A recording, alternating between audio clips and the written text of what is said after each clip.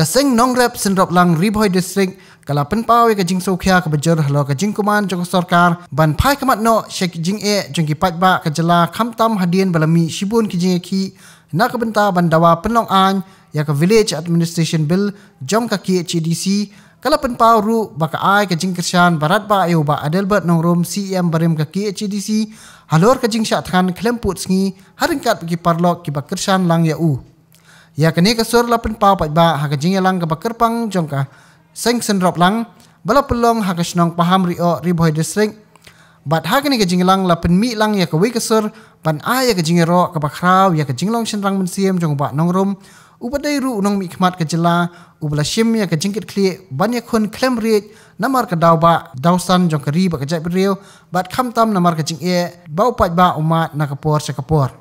Hari ini mak yang tunjuk akan jual demi berkerau.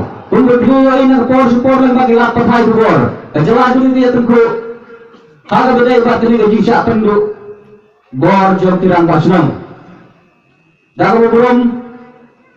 Ya mulai kerpang you XPM jom buat ada buat namun berasa stom.